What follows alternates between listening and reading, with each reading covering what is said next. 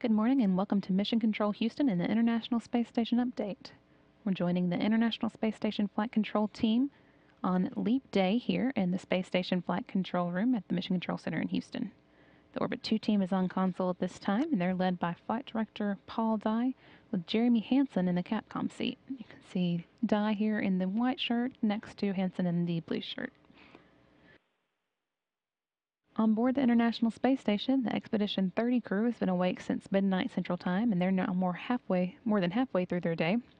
They are U.S. Commander Dan Burbank and U.S. Flight Engineer Don Pettit, European Flight Engineer Andrei Kuipers, and Russian Flight Engineers Oleg Kononenko, Anton Shkaplerov, and Anatoly Ivanishin. Burbank, Shkaplerov, and Ivanishin launched the station in their Russian Soyuz TMA-22 vehicle on November 13th and docked to the space station on November 15th. So they're working on their 108th day in space and their 106th day at the space station. Kononenko, Kuipers, and Pettit followed them into space in their Soyuz TMA-03M on December 21st and arrived at the station on December 23rd. So they're working on their 71st day in space and their 69th day at the space station.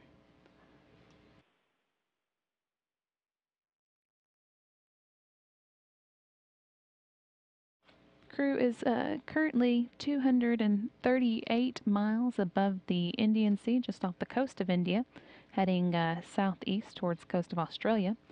Their average altitude is a little higher today than it was yesterday, thanks to a successful reboost performed earlier this morning. Even though there's plenty of time left in both segments of the crew's stay, there's work going on now to get ready for their departure. To get into the correct position for the undocking of Burbank, Shkaplerov, and Ivanishin's Soyuz, the Zvezda module's thrusters were fired earlier this morning for 1 minute and 16 seconds at 4:12 a.m. Central Time. That increased the station's altitude to 254 by 232 miles. Besides the Soyuz undocking, that also puts the station in a good place for the arrival of the next Progress and the 3 crew members that will take Burbank, Shkaplerov, and Ivanishin's place in their Soyuz. That is Joe Akaba, Gennady Padalka, and Sergei Revin. You can see here.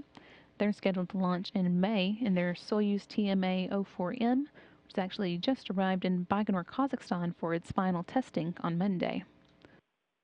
We have a photo of that arrival at the Baikonur Cosmodrome to show you. That again was taken on Monday in Baikonur, Kazakhstan. Of course, there's still plenty of work to be done in the meantime. Today the crew had a large variety of experiments and maintenance going on. Commander Dan Burbank was again working on the ongoing update of the station's computers with the Enhanced Processor and Integrated Communications, or EPIC as it's called. Flight Engineer Don Pettit is in the process of actually performing the checkout of the station's combustion chamber that he spent time yesterday getting ready for. That facility is used for microgravity research on droplet, solid fuel, or gaseous fuel combustion. He also did a camera checkout for the BCAT-6, or Binary Colloidal Alloy Test Number 6, which looks at how liquids and gases interact with each other in mixtures in microgravity. Meanwhile, Flight Engineer Andrei Kuipers did some work with the Cubic 3 experiment. Cubic is a small temperature-controlled incubator or cooler with removable inserts designed for self-contained automatic microgravity experiments with seeds, cells, and small animals. On the Russian side of the station, there are several other experiments in work. Anton Shkaplerov worked with the Topologia study, which looks to identify objectives that can be used to assess the mental state of crew members during long-term space flights. Anatoly Ivanishin worked with both the identification and Matryoshka experiments.